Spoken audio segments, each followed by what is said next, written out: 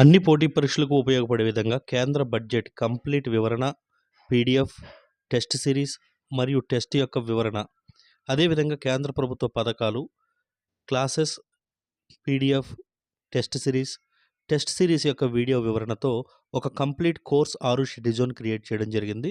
కేవలం 49 రూపీస్ మాత్రమే. మీరు ఏ పోటీ పరీక్షకు ప్రిపేర్ అయినా ఖచ్చితంగా ఉపయోగపడేటువంటి కోర్స్ మనకు ఈ బడ్జెట్ ప్రభుత్వ పథకాలు ప్రోగ్రామ్. కాబట్టి ఇంట్రెస్ట్ ఉన్నవాళ్ళు డిస్క్రిప్షన్లో ఉన్నటువంటి లింక్ ద్వారా యాప్ డౌన్లోడ్ చేసుకొని కోర్స్ అయితే పర్చేస్ చేయండి. Hi, welcome to 6 schedule zone. మరి కేంద్ర ప్రభుత్వ బడ్జెట్ 2024కు సంబంధించి ఇంటరిమ్ బడ్జెట్, అదేవిధంగా ఓట్ ఆన్ అకౌంట్ బడ్జెట్ అనేటువంటిది నిన్న పార్లమెంట్లో ప్రవేశపెట్టడం జరిగింది. మరి పోటీ పరీక్షలకు ప్రిపేర్ అయ్యేటువంటి అభ్యర్థులకు ఈ పార్లమెంట్లో ప్రవేశపెట్టినటువంటి బడ్జెట్ ఏదైతే ఉందో ఈ బడ్జెట్ నుంచి ఎక్కువ ప్రశ్నలు మనకు వచ్చేటువంటి అవకాశం అయితే ఉంది. అఫ్కోర్స్ ఏపీపీఎస్సీ గ్రూప్ 2 ప్రిలిమినరీలో మనకు ఎకానమీ పాయింట్ ఆఫ్ వ్యూలో ఎకానమీ లేనప్పటికీ కూడా in terms of current affairs అనేటువంటి పాయింట్ ఆఫ్ వ్యూలో, కరెంట్ అఫైర్స్లో ఆర్థిక అంశాల పాయింట్ ఆఫ్ వ్యూలో మనకి ఈ ప్రశ్నలు వచ్చేటువంటి అవకాశం చాలా ఎక్కువగా ఉంది. అదేవిధంగా టీఎస్పీఎస్సీ అభ్యర్థులకు కూడా చాలా ముఖ్యమైనటువంటి ప్రశ్నలు, ఎక్కువ ప్రశ్నలు మనకి ఇక్కడికి వచ్చేటువంటి అవకాశం అయితే ఉంది. మరి బడ్జెట్ అనేటువంటిది చూడగానే ముఖ్యంగా అభ్యర్థులు ఎవరైతే పోటీ పరీక్షలకు ప్రిపేర్ అవుతున్నారో వాళ్ళలో మెజారిటీ ఆఫ్ ద పీపుల్ టఫ్గా అనుకునేటువంటి సబ్జెక్ట్ ఎకానమీ.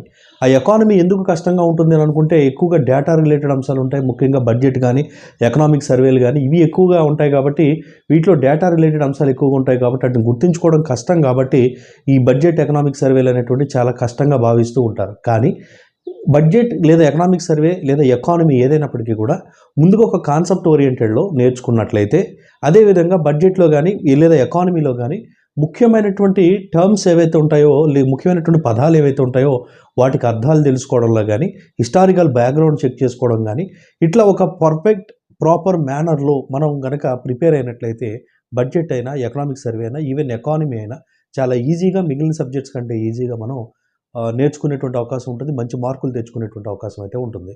అది కాకుండా మనకి ఇక్కడ బడ్జెట్కి సంబంధించి రేపు మనకి రెవెన్యూ అనగానే బాలకృష్ణ సినిమా ఎంత రెవెన్యూ చేసింది, లేదా ఇక్కడ 100 కోట్లు అని ఉంటే హనుమాన్ సినిమా 100 కోట్లు కలెక్ట్ చేసింది, ఇలా గుర్తుపెట్టుకోండి అని ఎవరైనా చెప్పినా అది మీరు ఫాలో అయినా మొత్తం కాన్సెప్ట్ నేర్చుకోకుండా నాశనం అవుతారు. కాబట్టి అట్లాంటివి కాకుండా ముందు concept related historical background, then ప్రతి ఒక్క టెర్మినాలజీ మీనింగ్ అనేటువంటి తెలుసుకుని ఒక పర్ఫెక్ట్ పద్ధతిలో మనం ప్రిపేర్ అవ్వాలి. పోటీ పరీక్షలకు ప్రిపేర్ అవుతున్నాం కాబట్టి. అంతేగాని మనం అల్లరి చిల్లరగా ఉన్నట్లయితే అట్లాంటివి నేర్చుకుని అట్లా ప్రిపేర్ అయ్యేటువంటి పద్ధతి అనేటువంటిది ఎట్టి పరిస్థితుల్లో ఒక కాంపిటేటివ్ ఎగ్జామ్కి కరెక్ట్ కాదు.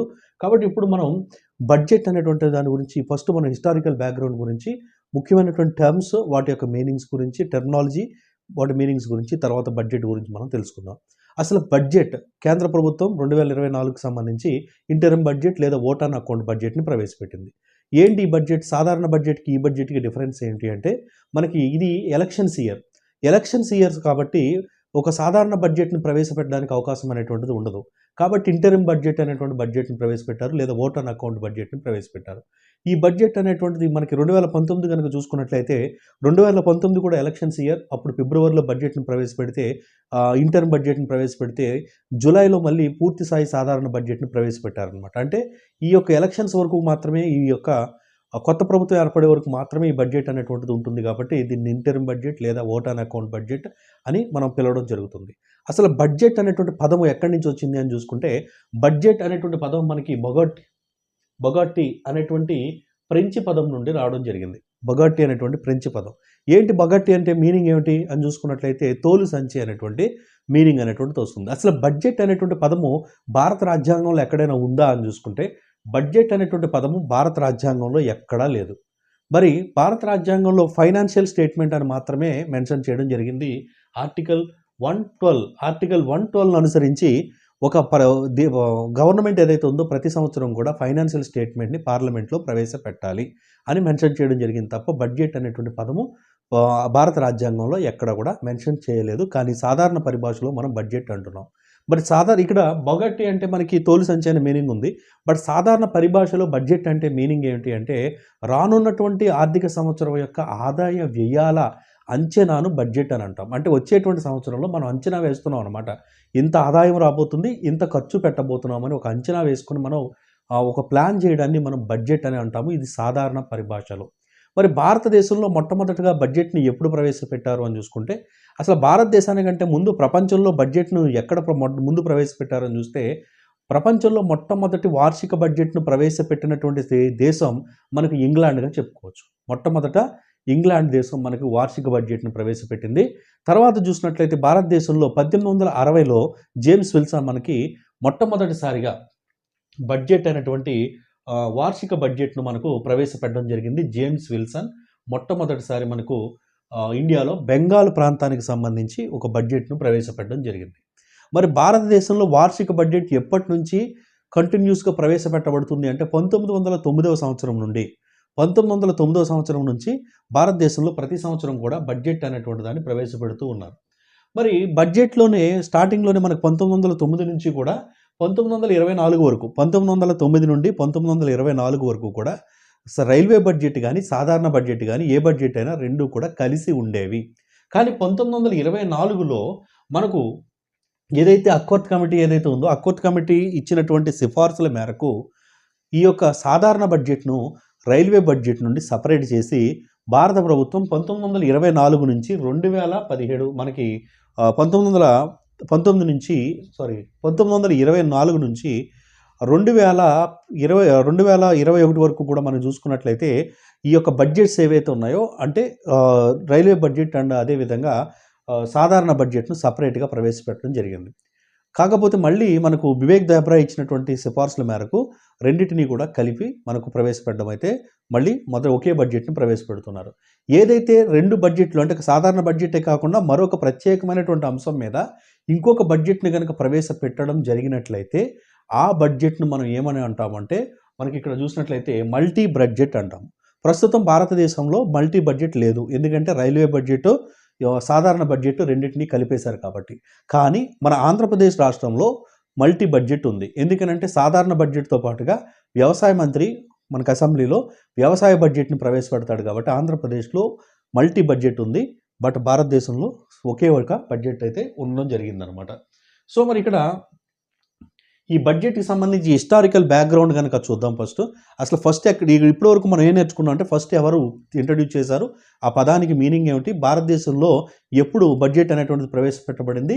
రైల్వే బడ్జెట్ ఎప్పుడు సెపరేట్ చేయబడింది? ఎప్పుడు మళ్ళీ యూనిఫై చేయబడింది? మల్టీ బడ్జెట్ అంటే ఏంటి? ప్రెజెంట్ ఉన్నటువంటి బడ్జెట్ ఎట్లాంటిది అనేటువంటిది తెలుసుకున్నాం. అసలు ఫస్ట్ బడ్జెట్ అనేటువంటిది మనం చూసినట్లయితే అసలు ఎవరు తయారు చేస్తారు అంటే ఆర్థిక మంత్రిత్వ శాఖలో ఒక అంతర్భాగంగా ఉన్నటువంటి డిపార్ట్మెంట్ ఆఫ్ ఎకనామిక్ అఫైర్స్. ఇది చాలా ఇంపార్టెంట్ క్వశ్చన్ అండి.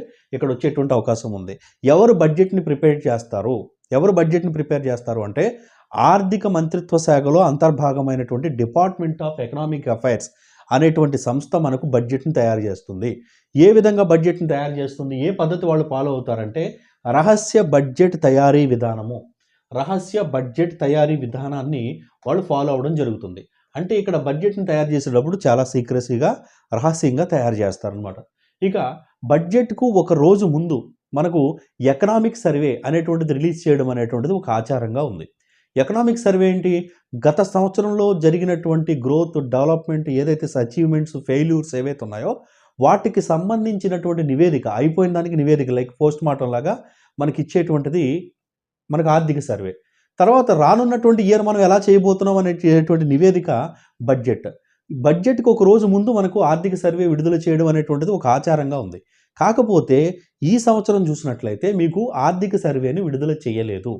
ఎందుకు విడుదల చేయలేదు? ఆచారాన్ని ఫాలో కాలేదు. ఎందుకు ఫాలో కాలేదు అంటే ఇది రానున్నటువంటిది ఎలక్షన్స్ టైం కాబట్టి ఈ యొక్క ఆర్థిక సర్వే అనేటువంటి దాన్ని ఇన్ఫ్లుయెన్స్ చేస్తున్న ఉద్దేశంతో ఆర్థిక సర్వేను విడుదల చేయడం ఆపేశారు. ఈ సంవత్సరం ఆర్థిక సర్వే విడుదల కాకుండానే బడ్జెట్ అనేటువంటి దాన్ని తీసుకొచ్చారు. బడ్జెట్ ఎప్పుడు కూడా ఫిబ్రవరి చివరి రోజున విడుదల చేయడం అనేటువంటిది ఒక ఆచారంగా ఉండేది. కానీ మనకు వివేక్ దేబ్రా కమిటీ ఇచ్చినటువంటి సిఫార్సు మేరకు ఫిబ్రవరి 1 లేదా ఫిబ్రవరి మొదటి వర్కింగ్ డే ఏదైతే ఉంటుందో ఆ ఫిబ్రవరి మొదటి వర్కింగ్ డే రోజున మనకు బడ్జెట్‌ని ప్రవేశపెట్టేటువంటి ఆచారం మళ్ళీ మనం తీసుకురావడం జరిగింది రీసెంట్‌గా 2021 నుంచి చూసుకున్నట్లయితే. ఎందువల్లనంటే ఫిబ్రవరి 1 అయితే మనకు కావాలంటే మనకు ఫైనాన్షియల్ ఇయర్ అనేటువంటిది ఏప్రిల్ 1 నుంచి ప్రారంభమవుతుంది. కాబట్టి ఆ ఇయర్‌ని మనం ప్రారంభించడానికి అవకాశం ఉండేటువంటి అంటే సరిపడే సమయం అనేటువంటిది 1ని ప్రారంభిస్తే దొరుకుతుంది అనేటువంటి ఉద్దేశంతో మనకి ఫిబ్రవరి మొదటి వర్కింగ్ డే రోజున బడ్జెట్ను ప్రవేశపెట్టేటువంటి కొత్త సాంప్రదాయాన్ని తీసుకురావడం జరిగింది మోడీ గారి ప్రభుత్వం వచ్చిన తర్వాత. ఇక నెక్స్ట్ కనుక చూసినట్లయితే అసలు మొట్టమొదటిగా బడ్జెట్ను భారతదేశంలో, స్వతంత్ర భారతదేశంలో మొట్టమొదటి బడ్జెట్ని ఎవరు ప్రవేశపెట్టారంటే 1950-51 ఆర్థిక సంవత్సరానికి కనుక చూసుకున్నట్లయితే మొట్టమొదటిసారి బడ్జెట్ను మనకు ప్రవేశపెట్టడం జరిగింది. బడ్జెట్ను మనకు షణ్ముగం శెట్టి అండి 1947 మనకి ఇండిపెండెన్స్ రాగానే 1947 నవంబర్ 26న ఆర్కే షణ్ముగం శెట్టి గారు మనకి మొట్టమొదటి బడ్జెట్ను ప్రవేశపెట్టారు. అది తాత్కాలిక ప్రభుత్వం, అంటే గణతంత్ర ప్రభుత్వం కాదు. ఈ ప్రభుత్వం మొట్టమొదటి బడ్జెట్ యొక్క రాబడి అంచనా ఎంత అంటే 178 కోట్లు, వ్యయం ఎంత 185 కోట్లు. అంటే వచ్చేటువంటి రాబడి 178, ఖర్చు పెట్టాలనుకునేది 185 కోట్లు. అంటే ఇక్కడ రాబడి వ్యయాలను బేస్ చేసుకొని బడ్జెట్ను మనం 3 రకాలుగా డివైడ్ చేయడం జరుగుతుంది. ఆ బడ్జెట్ ఏంటంటే మనకు surplus budget, deficit budget, balanced budget.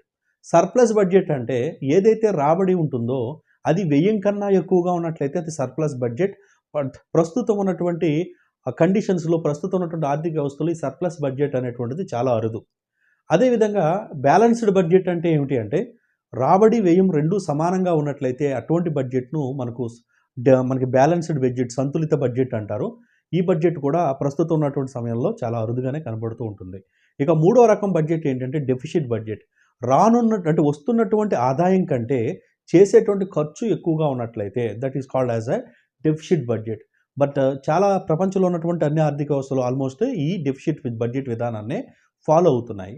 But ప్రముఖ ఆర్థిక శాస్త్రవేత్త అయినటువంటి జేఎం కీన్స్ యొక్క అభిప్రాయంలో డెఫిసిట్ బడ్జెట్ అంటే లిమిటెడ్ డెఫిసిట్ బడ్జెట్, పూర్తిగా పెద్ద డెఫిసిట్ అనేది కాదు, కొద్ది స్థాయిలో డెఫిసిట్ బడ్జెట్ అనేటువంటిది మన ఆర్థిక వ్యవస్థ అభివృద్ధికి మనకు పాజిటివ్గా ఉంటుంది. అంటే డెఫిసిట్ బడ్జెటే మంచిది, లిమిటెడ్ స్థాయిలో డెఫిసిట్ బడ్జెట్ అనేది ఆర్థిక అభివృద్ధికి అనుకూలంగా ఉంటుందని ప్రముఖ ఆర్థిక శాస్త్రవేత్త జేఎం కీన్స్ చెప్పారు. ఎందుకంటే ఎప్పుడైతే కొద్ది స్థాయిలో డెఫిసిట్ ఉంటుందో ప్రభుత్వానికి ఒక టార్గెట్ ఓరియంటేషన్ ఉంటుంది, ప్రభుత్వానికి ఒక లక్ష్యం అనేటువంటి ఉంటుంది. కాబట్టి ప్రభుత్వాలు కష్టపడి పనిచేస్తాయనేటువంటి ఉద్దేశంతో ఆయన చెప్పడం జరిగింది. మరి గత సంవత్సరం మనకి బడ్జెట్ చూసుకుంటే డెఫిసిట్ ఎంత అంటే 5.8% ఉంది. ఇప్పుడు డెఫిసిట్ 5.1%కి దిగిందనమాట. అంటే కొంతవరకు మనం డెఫిసిట్ని ఈ బడ్జెట్లో తగ్గించుకోగలిగాము. సో మరి ఇక్కడ హిస్టారికల్ బ్యాక్గ్రౌండ్ చూస్తే 1947 నవంబర్ 26న మనకు ప్రవేశపెట్టింది ఆర్కే షణ్ముగం, అది తాత్కాలిక ప్రభుత్వంలో. కానీ తర్వాత గణతంత్ర ప్రభుత్వం ఏదైతే వచ్చిందో భారతదేశంలో, గణతంత్ర ప్రభుత్వంలో 1951లో మొట్టమొదటి బడ్జెట్ను ప్రవేశపెట్టినటువంటిది జాన్ ముత్తయ్య గారు మనకి యాజ్ ఏ ఫైనాన్స్ మినిస్టర్ బడ్జెట్ను ప్రవేశపెట్టడం జరిగింది. సో ఇక నెక్స్ట్ చూసినట్లయితే బడ్జెట్కి ఇచ్చినటువంటి ప్రయారిటైజేషన్కి ఆ బడ్జెట్ ఇచ్చినటువంటి ప్రయారిటీలను బేస్ చేసుకుని కొన్ని బడ్జెట్స్కు ప్రత్యేకమైనటువంటి గుర్తింపు కూడా భారతదేశంలో కలదు. మరి ఆ ముఖ్యమైనటువంటి బడ్జెట్లు ఏంటి అని చూసుకున్నట్లయితే ఇక్కడ జాన్ ముత్తయ్య గారు 1968లో ప్రవేశపెట్టిన బడ్జెట్ను పీపుల్ సెంట్రిక్ బడ్జెట్ అంటారు. ఇది ఒక క్వశ్చన్గా వచ్చేటువంటి అవకాశం ఉంది. ఏ బడ్జెట్ను పీపుల్ సెంట్రిక్ బడ్జెట్ అంటారు, లేదా మీకు మ్యాచింగ్ ఇస్తాడు. People centric budget, carrot and stick budget, Gandhian budget అని ఇక్కడ జాన్ ముత్తయ్య, విపి సింగ్, పివి నరసింహారావు ఇట్లా మీకు ఇచ్చినప్పుడు మ్యాచ్ ద ఫాలోయింగ్ కూడా అడిగేటువంటి అవకాశం ఉంటుంది. కాబట్టి చాలా జాగ్రత్తగా మీరు చదవాల్సిన అవసరం అయితే ఉంది. సో ఇక్కడ చూసినట్లయితే 1968లో ప్రవేశపెట్టినటువంటి బడ్జెట్ ఏదైతే ఉందో మనకి మొరార్జీ దేశాయ్ గుర్తు రాగానే ఇక్కడ మనకి ఆయన ఎక్కువసార్లు బడ్జెట్ని ప్రవేశపెట్టినటువంటి వ్యక్తిగా కూడా మనం గుర్తుపెట్టుకోవాలి. సో ఆ బడ్జెట్ని పీపుల్ సెంట్రిక్ బడ్జెట్ అంటారు. అదేవిధంగా 1973లో ప్రవేశపెట్టినటువంటి భారతదేశ బడ్జెట్ ఏదైతే ఉందో దాన్ని బ్లాక్ బడ్జెట్ అంటారు. ఎందుకు బ్లాక్ బడ్జెట్ అంటే మొట్టమొదటిసారిగా దాదాపుగా 550 కోట్లు, అప్పటికి అది చాలా ఎక్కువ, 550 కోట్లు డెఫిసిట్ను చూపించినటువంటి బడ్జెట్ కాబట్టి దాన్ని బ్లాక్ బడ్జెట్ అన్నారు. ఇక 1986లో విపి సింగ్ ప్రవేశపెట్టినటువంటి బడ్జెట్ ఏదైతే ఉందో దీన్ని the carrot and stick budget అంటారు. క్యారెట్ అండ్ స్టిక్ బడ్జెట్ అంటే ఏంటంటే ద క్యారెట్ అండ్ స్టిక్ అనేటువంటి మీనింగ్ ఏమిటి, ఒక రివార్డ్ ఇవ్వడం వెంటనే పనిష్మెంట్ ఇవ్వడం, అంటే మంచి చేసి వెంటనే చెడు చేయడం అనేటువంటి మీనింగ్ అనేటువంటిది వస్తుంది అనమాట.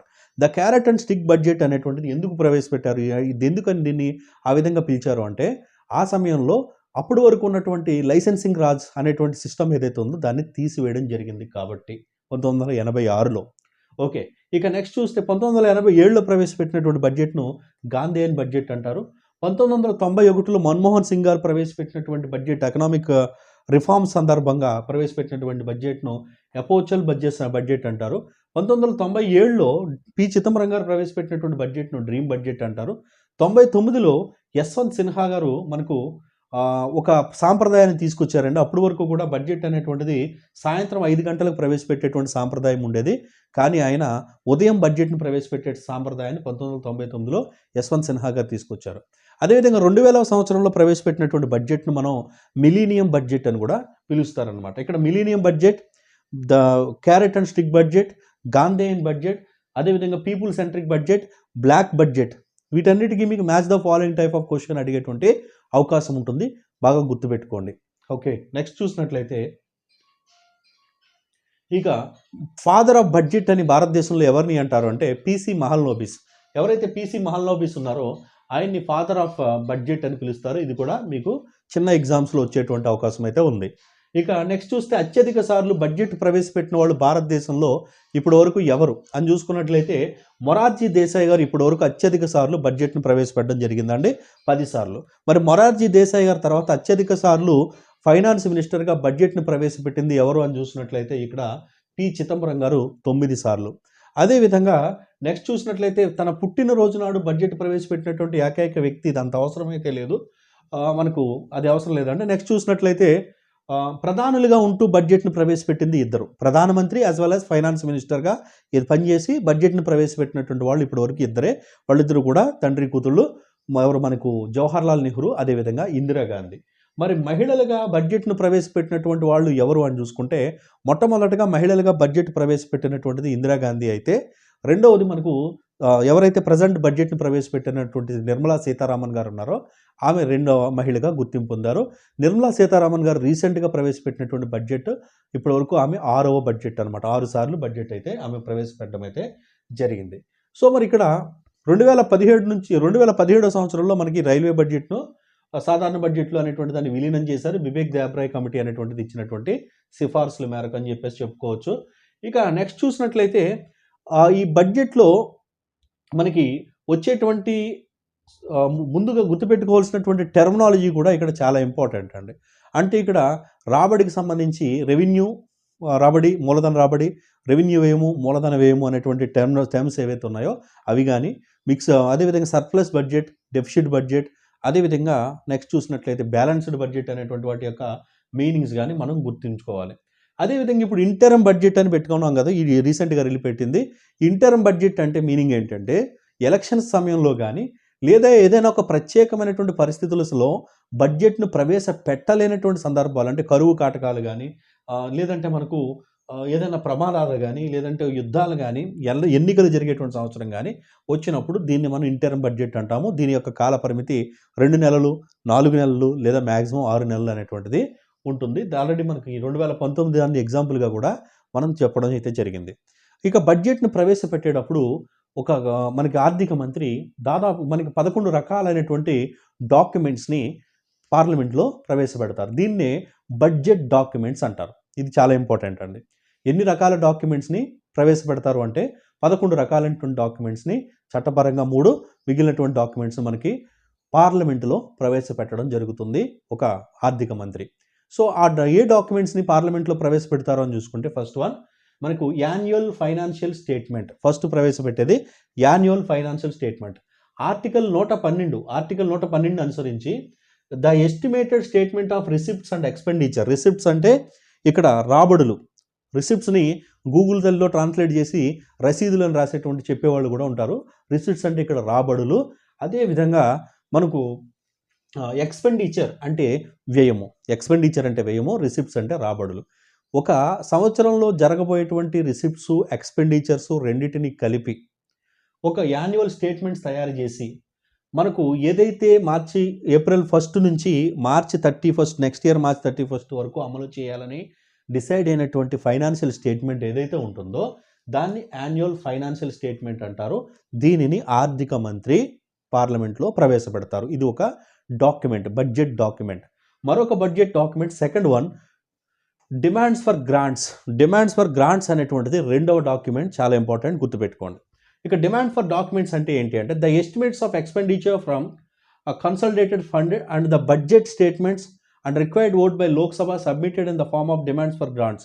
ఏదైతే ఎస్టిమేటెడ్ మనం ఎక్స్పెండిచర్ జరుగుతుందని ఎంతైతే జరుగుతుంది ఎంతైతే ఖర్చు పెడతామో అనేటువంటి దాన్ని తెలియజేసి కాంటిజెంట్ ఫండ్ ఏదైతే ఉందో ఆ ఫండ్ నుంచి నిధులు కావాలి అని చెప్పి రిక్వెస్ట్ చేస్తూ ఓటింగ్ ద్వారా నిధులను తీసుకునేటువంటి ప్రయత్నం చేయడానికి సబ్మిట్ చేసేటువంటి డాక్యుమెంట్ ఏదైతే ఉందో ఆ డాక్యుమెంట్ని మనం ఏమంటామంటే డిమాండ్స్ ఫర్ డాక్యుమెంట్ గ్రాంట్స్ అని అంటాము. ఇది రెండవది. ఇక మూడవది చూస్తే రిసిప్ట్స్ బడ్జెట్. రిసిప్ట్స్ అంటే ఆదాయం అని చెప్పుకున్నాం. ఎస్టిమేటెడ్ రిసిప్ట్స్ ఏదైతే ఉన్నాయో యాన్యువల్ ఫైనాన్షియల్ స్టేట్మెంట్స్లో మనకు ఏవైతే రిసిప్ట్స్ వస్తాయని చెప్పి అది క్యాపిటల్ రిసిప్ట్స్ అయినా రెవెన్యూ రిసిప్ట్స్ అయినా ఎక్స్టర్నల్ అసిస్టెన్స్ అయినా ఏదైనా సరే ఏ మార్గాల ద్వారా అయితే మనకి రిసిప్ట్స్ అనేటువంటి వస్తాయని మనం భావిస్తున్నామో వాటి యొక్క డాక్యుమెంటే రిసిప్ట్స్ బడ్జెట్. ఇది మూడవది ప్రవేశపెడతారు. దాని తర్వాత ఎక్స్పెండిచర్ బడ్జెట్ వాల్యూమ్ 1. ఏ ఏ అంశాల మీద ఎక్స్పెండిచర్ మనం చేయాలనుకుంటున్నాము, ఖర్చు చేయాలనుకుంటున్నాము, ఏ శాఖకు ఎంత కేటాయించాలనుకుంటున్నాము, ఏ పథకానికి ఎంత కేటాయించాలనుకుంటున్నాము, దేని మీద ఎంత ఖర్చు చేయాలనుకుంటున్నాము అనేటువంటి ఎక్స్పెండిచర్ బడ్జెట్ వాల్యూమ్స్ అనేవి 2 వాల్యూమ్స్లో మనకి ప్రవేశపెడతారు. తర్వాత మరొక డాక్యుమెంట్ ఏంటి అంటే ఫైనాన్స్ బిల్. ఇది fulfilment of requirement article 110(1)(a). Article 110(1)(a) base చేసుకుని detailing the imposition, abolition, remission, alteration, regulation of taxes. అంటే ఇక్కడ ఫైనాన్స్ బిల్లో ఏ విధమైనటువంటి ట్యాక్స్లు వేస్తున్నాము, ఎలాంటి కొత్త ట్యాక్స్లు వేస్తున్నాము, ఉన్న ట్యాక్స్లు ఏం పీకేస్తున్నాము, ఏ ట్యాక్సెస్ని పెంచుతున్నాము అని ట్యాక్సెస్కి సంబంధించిన అంశాలను క్లియర్గా నివేదించి పార్లమెంట్కి నివేదించి ఇచ్చేటువంటి డాక్యుమెంట్ని ఫైనాన్స్ బిల్ అని అంటాము. ఈ ఫైనాన్స్ బిల్ కూడా మనకు ఆర్థిక మంత్రి సబ్మిట్ చేయడం అనేటువంటిది జరుగుతుంది. ఇక మరొక ముఖ్యమైనటువంటి చూసినట్లయితే మీకు memorandum of explaining the provision of financial bill. ఒక ఫైనాన్షియల్ బిల్ని ఎక్స్ప్లెయిన్ చేస్తూ కొత్త ట్యాక్సెస్ ప్రపోజల్ కానీ ఈ సంబంధించినటువంటి మనకి ఎక్స్ప్లెయిన్ చేస్తూ ఇచ్చేటువంటి మెమొరాండము మరొక డాక్యుమెంట్. దీంతో పాటుగా ఫైనల్గా budget at glance. Budget at glance అంటే మొత్తం బడ్జెట్ వచ్చేటువంటి planned expenditure, non planned expenditure.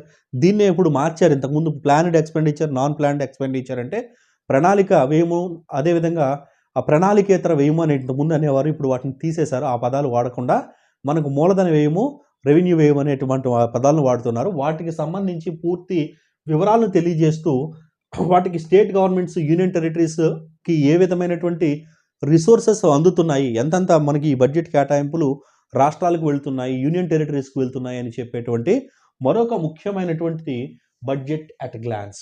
ఈ డాక్యుమెంట్స్ని సబ్మిట్ చేయడం అనేది జరుగుతుందన్నమాట.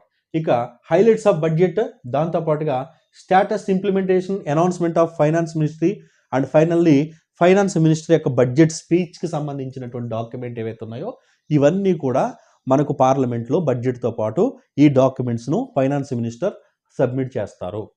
ఇప్పుడు వరకు ఎవరు తయారు చేస్తారో మనం చూసాము, ఏ డాక్యుమెంట్స్ పెడతారో చూసాము, హిస్టారికల్ బ్యాక్గ్రౌండ్ ఆఫ్ బడ్జెట్ అనేటువంటిది చూసాము, వివిధ రకాల బడ్జెట్లకు ఉన్నటువంటి వివిధ పేర్లు ఏమిటి, ఏ బడ్జెట్కి ప్రత్యేకత ఉంది వాటిని డిస్కస్ చేసాము. ఎవరెవరు ఎన్నిసార్లు ప్రవేశపెట్టారనేటువంటిది కూడా మనకి question and answers point of వ్యూలో చూడడం అయితే జరిగిందనమాట. ఇక దీంతో పాటుగా physical responsibility of budget maintenance అనేటువంటిది కూడా ఇవన్నీ కూడా 11 రకాలైనటువంటి డాక్యుమెంట్స్ మనకి. సరే, ఇప్పుడు రీసెంట్గా ప్రవేశపెట్టినటువంటి బడ్జెట్ ఎంత మొత్తానికి బడ్జెట్ని ప్రవేశపెట్టారు, దాంట్లో రెవెన్యూ వ్యయం ఎంత, మూలధన వ్యయం ఎంత, రెవెన్యూ లాభం ఎంత, రెవెన్యూ వసూళ్ళు ఎంత, మూలధన వసూళ్ళు ఎంత అనేటువంటి అంశాలు కూడా మనం ఇక్కడ చూద్దాం. మరి ప్రస్తుతం బడ్జెట్ ఎంత అంటే 47,65,768 కోట్లు. 47,65,768 కోట్లతో మనకు ఈ బడ్జెట్ అనేది ప్రవేశపెట్టడం జరిగింది. 47,65,768 మొత్తం బడ్జెట్ మనకు 47,65,768 కోట్లతో మనకు బడ్జెట్ను తీసుకురావడం అయితే జరిగింది. ఈ బడ్జెట్లో మరి బడ్జెట్ అంటే ఏమనుకున్నాం, రానున్నటువంటి సంవత్సరానికి రాబడి అంచనా, వ్యయం యొక్క అంచనా. మరి రాబడి అంచనా చూసుకుంటే రెవెన్యూ వసూళ్లు 30,12,74 కోట్లని, మూలధన వసూళ్లు 17,64,494 కోట్లని. మరి రెవెన్యూ వసూళ్లు అంటే ఏమిటి? మనకి వచ్చేటువంటి ఇన్కమ్ రెండు రకాలుగా వస్తుందండి. రెవెన్యూ సోర్స్, మూలధన వసూళ్లు అని చెప్పేసి. మరి రెవెన్యూ వసూళ్లు అంటే ఏంటి, మూలధన వసూళ్లు అంటే ఏంటో తెలుసుకోవాలి. తర్వాత మనం చేసే ఖర్చు ఏదైతే ఉందో అందులో రెవెన్యూ వ్యయము 36,54,657 కోట్లు చేస్తున్నాము. మూలధనం వేయవచ్చి 11,11,111 కోట్లు చేస్తున్నాం. అన్ని వన్లు అనమాట, గుర్తుపెట్టుకోండి. సో ఈ విధంగా మనకి డేటాని భయపడుతూ ఉంటాము. డేటా అనేటువంటిది చాలా తక్కువగానే ఉంటుంది. మీరు చాలా జాగ్రత్తగా గుర్తుపెట్టుకుంటే సరిపోతుంది అనమాట. సో ఇది మనకి అవుట్లుక్. అంటే ఇక్కడ ఈ రెవెన్యూ వసూళ్లు, వచ్చేటువంటి వసూళ్లను రెవెన్యూ వసూళ్ళని, మూలధన వసూళ్ళని, చేసేటువంటి ఖర్చును రెవెన్యూ వేయమని, మూలధన వేయమని అంటున్నాం. అసలు ఏంటి అనేది అంటే ఇక్కడ మనం రెవెన్యూ వసూళ్ళు అంటే ఏంటి, మూలధన వసూళ్ళు అంటే ఏంటి, రెవెన్యూ వ్యయం అంటే ఏంటి, మూలధన వ్యయం అంటే ఏంటో తెలుసుకోవాలి. ఇక్కడ మూలధన రాబడిలు రెండు రకాలు, మూలధన రాబడి, రెవెన్యూ రాబడి. మూలధన రాబడి అంటే ఆస్తులు విక్రయించడం ద్వారా, రుణాల ద్వారా, వాటిని క్లియర్గా మనం డిస్కస్ చేయొచ్చు. రెవెన్యూ రాబడి అంటే పన్నుల ద్వారా, పన్నేతర ఆదాయ మార్గాల ద్వారా వచ్చేటువంటి ఆదాయాన్ని రెవెన్యూ రాబడి అంటారు. ఉదాహరణకు మూలధన రాబడి అంటే రుణాలు వసూలు చేయడము, పెట్టుబడుల్ని ఉపసంహరించుకోవడము. అప్పటి వరకు మనకి ఏదైనా ఒక సంస్థలో ప్రభుత్వానికి పెట్టుబడి ఉంటే దాన్ని డిజిన్వెస్ట్మెంట్ చేసినట్లయితే, లేదా మార్కెట్ రుణాలు తీసుకోవడం, ఆర్బీఐ ద్వారా మార్కెట్ రుణాలు, ఇతర దేశాల నుంచి రుణాలు, ప్రపంచ బ్యాంకు నుంచి రుణాలు, పోస్ట్ ఆఫీస్ పిఎఫ్ ఖాతాల నుంచి రుణాలు, ఇతర రుణాలు, వీటిని మనం మూలధన రాబడిలో భాగంగా చెప్తాం అన్నమాట. అదేవిధంగా రెవెన్యూ రాబడిలోనికి వచ్చినప్పటికి ఏమవుతుంది, ట్యాక్సెస్ ద్వారా కలెక్ట్ చేసేటువంటి వాటిని రెవెన్యూ రాబడులు అంటాం. మరి ఎక్కడి నుంచి మనకి ఎక్కువ రాబడి అనేటువంటిది వస్తుంది అంటే, రెవెన్యూ రాబడి నుంచి వస్తుందా, మూలధన రాబడి నుంచి వస్తుందా అంటే, రెవెన్యూ రాబడి నుంచి దాదాపుగా 30 లక్షల కోట్లు, అంటే ట్యాక్సుల ద్వారా 30 లక్షల కోట్లు వస్తే 17 లక్షల కోట్లు మాత్రమే మూలధన రాబడుల నుంచి వస్తుంది అనమాట. ఇక వ్యయం చూద్దాం. వ్యయం చూసుకున్నట్లయితే మనకు 1986-87 వరకు మూలధన వ్యయము, రెవెన్యూ వ్యయం అని రెండు రకాలుగా విభజించేవారు. బట్ తర్వాత మనకి ప్రణాళిక వ్యయము, ప్రణాళికేతర వ్యయము అని విభజించడం స్టార్ట్ చేశారు. మళ్ళీ బిమల్ జమాల్ అధ్యక్షతన ఏర్పడినటువంటి కమిటీ ఇచ్చినటువంటి సిఫార్సు మేరకు మళ్ళీ దీన్ని క్యాపిటల్ వ్యయం, రెవెన్యూ వ్యయం, మూలధన వ్యయము, రెవెన్యూ వ్యయం అని మళ్ళీ సపరేట్గా చేయడం మొదలుపెట్టారు అనమాట. ఇప్పుడు ప్రణాళిక వ్యయము, ప్రణాళికేతర వ్యయం అని ఉండదు, మూలధన వ్యయము, రెవెన్యూ వ్యయము.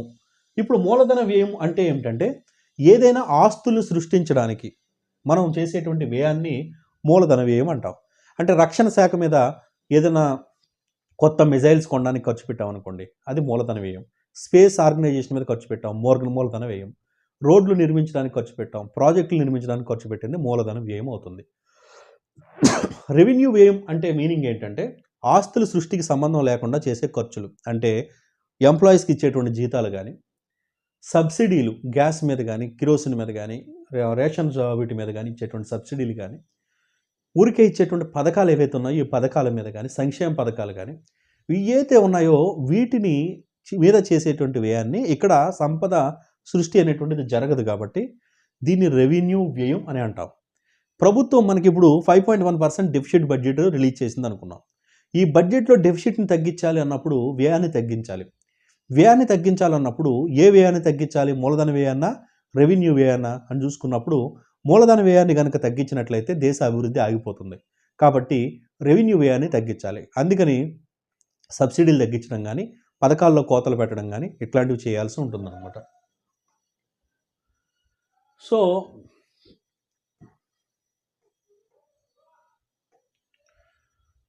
అదేవిధంగా మనకి రెవెన్యూ వ్యయం తగ్గించడానికి ద్వారా లోటునైతే తగ్గించుకోవచ్చు. మరి ఏ అంశాలు రెవెన్యూలో ఉంటాయి అసలు అని చూసుకుంటే, మనం వడ్డీ చెల్లింపులు ఏదైతే రాబడులకు సంబంధించి అప్పులు చేస్తామో ఆ అప్పులకు సంబంధించి చెల్లించే వడ్డీలను కూడా రెవెన్యూ వ్యయంలో భాగంగా చేస్తారు.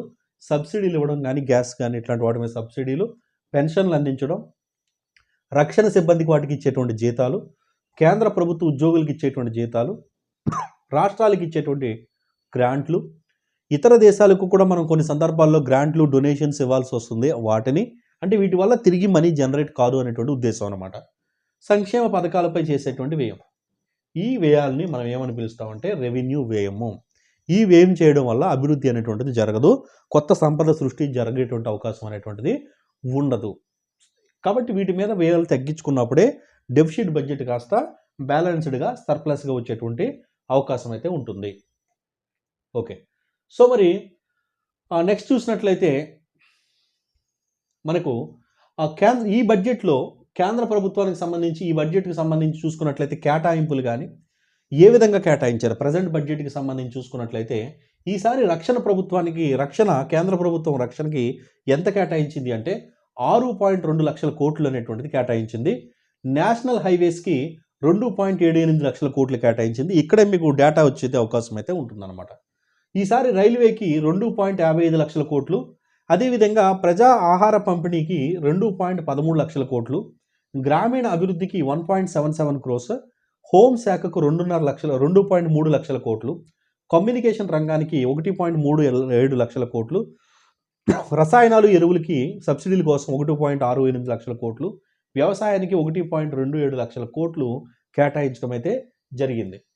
సరే, మరి కేంద్ర ప్రభుత్వం యొక్క పథకాలు ఇక్కడ మీకు వచ్చేటువంటి ప్రశ్నలు వచ్చేటువంటి అవకాశం అయితే ఉంది. ఇక్కడ ఏ శాఖకు ఎన్నెన్ని కోట్లు కేటాయించారు అనేటువంటిది డేటాను గుర్తుపెట్టుకోవాల్సిందే. ఇక్కడ డిఫికల్ట్ అయినా ఆ నెంబర్స్ ఏవైతే ఉన్నాయో వాటిని బట్టి పట్టాలి, గుర్తుపెట్టుకోవాలి, తప్పదు. అలా బట్టి పట్టే సమయంలో ఫర్ ఎగ్జాంపుల్ కోల్డ్ కనుక ఉపయోగించినట్లయితే వచ్చేటువంటి నష్టం ఏంటనేటువంటిది కూడా మీకు చెప్తాను. ఫర్ ఎగ్జాంపుల్ 1.77 లక్షల కోట్లు అని అనుకోండి. ఫర్ ఎగ్జాంపుల్ 1.77 లక్షల కోట్లు మనకి ఎవరికి గ్రామీణాభివృద్ధి శాఖకు కేటాయించారు. దీన్ని కోడ్గా గుర్తుపెట్టుకోవడానికి అవతార్ సినిమా 1.77 లక్షల కోట్లు కలెక్ట్ చేసింది అని గుర్తుపెట్టుకుంటే ఈజీగా గుర్తుంటుందని ఏదో ఒక కోడ్ చెప్పొచ్చు.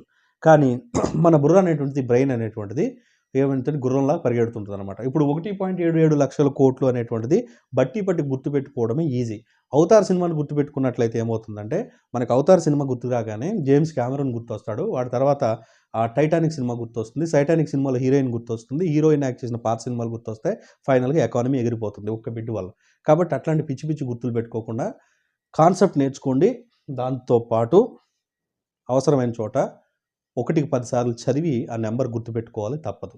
ఓకే, సో మరి ఇక్కడ నెక్స్ట్ చూసినట్లయితే మరి కేంద్ర ప్రభుత్వ పథకాలు ఏవైతే ఉన్నాయో ఆ పథకాలకు కేటాయింపులు ఎంత, ఇంతకు ముందు ఎంత, ఇప్పుడు ఎంత అని చూస్తే Mahatma Gandhi national rural employment programme, దీన్నే మనగ్రా ప్రోగ్రామ్ అంటారు. మనకి గ్రామీణ ప్రాంతాల్లో ఉపాధి అవకాశాలు కల్పించడానికి, కరువు పనులు ఏవైతే ఉంటాయో వాటిని సృష్టించడానికి కేటాయించినటువంటి నిధులు గత బడ్జెట్లో తగ్గించారు యాక్చువల్గా, అయితే ఇప్పుడు మళ్ళీ పెంచడం అయితే జరిగింది.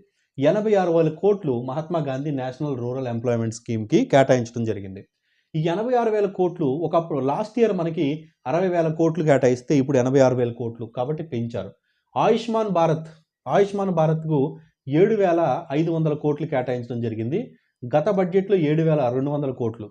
అదేవిధంగా ప్రొడక్షన్ లింక్డ్ ఇన్సెంటివ్ అనేటువంటి కార్యక్రమం ఏదైతే ఉందో PLI ఇన్సెంటివ్ కార్యక్రమం, దానికి 6,200 కోట్లు కేటాయించారు.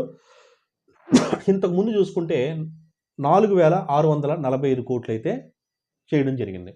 ఇక నెక్స్ట్ చూసినట్లయితే మనకి modified program for development semiconductors and displaying manufacture ఎకోసిస్టమ్కి సంబంధించినటువంటి చూస్తే 6,903 కోట్లు ఇంతకుముందు ఇప్పుడు కేటాయించింది. గత బడ్జెట్లో కేవలం 3,000 కోట్లు మాత్రమే కేటాయించారు. ఇక అత్యంత ప్రతిష్టాత్మకంగా కోటి ఇళ్లపై సోలార్ ప్యానల్స్ని ఫిక్స్ చేసి కోటి కుటుంబాలకు ఉచిత కరెంట్ ఇవ్వాలనే ఉద్దేశంతో మనకి సోలార్ పవర్ గ్రిడ్ కార్యక్రమం తీసుకురావడం జరిగింది. 8,500 కోట్లు, ఇంతకుముందు 4,970 కోట్లు మాత్రమే ఇచ్చారనమాట, ఇప్పుడు పెంచారు. నేషనల్ గ్రీన్ హైడ్రోజన్ మిషన్ గతంలో 297 కోట్లు, ప్రస్తుతం 600 కోట్లు. అదేవిధంగా మనకి ఇవన్నీ కూడా అంటే ఒక్కొక్క పథకానికి ఏ విధంగా మనకు స్కీమ్స్ పెంచారు అనేటువంటిది ఇక్కడ ఎలాబొరేటెడ్గా చెప్పడానికి అవకాశం అయితే క్లాసులో ఉండదు. కాబట్టి నేను యాప్లో కంప్లీట్ బడ్జెట్ మొత్తం డీటెయిల్డ్గా ఎక్స్ప్లెయిన్ చేస్తూ తెలుగు ఇంగ్లీష్ మీడియంస్లో, అదేవిధంగా ఆ ఎక్స్ప్లెనేషన్కి సంబంధించినటువంటి PDF అనేటువంటిది కంప్లీట్గా ఇచ్చి ఆ ఇచ్చినటువంటి PDFకి రిలేటెడ్గా ఒక టెస్ట్ సిరీస్ అనేటువంటిది కండక్ట్ చేసినటువంటి టెస్ట్ సిరీస్ ఏదైతే ఉందో ఆ కండక్ట్ చేసిన టెస్ట్ సిరీస్కి వీడియో రూపంలో మళ్ళీ ఆ ప్రశ్నలకు ఎక్స్ప్లెయిన్ చేస్తూ ఒక కంప్లీట్ బడ్జెట్ కోర్స్ మనం క్రియేట్ చేయబోతున్నాము. దీంట్లో మళ్ళీ ప్రభుత్వ పథకాలు ఏవైతే ఉన్నాయో కేంద్ర ప్రభుత్వ పథకాలకు సంబంధించి ఆ పథకాలు కూడా PDF explanation, test, again test ఎక్స్ప్లెనేషన్తో కంప్లీట్ ప్యాకేజ్ ప్రోగ్రామ్ అనేటువంటిది మనం ఇవ్వబోతున్నాము. ఈ కోర్స్ వాల్యూ అనేటువంటిది కేవలం 50 రూపీస్ మాత్రమే ఉంటుంది. డిస్క్రిప్షన్లో నేను లింక్ అయితే ఇచ్చాను, డౌన్లోడ్ చేసుకోండి.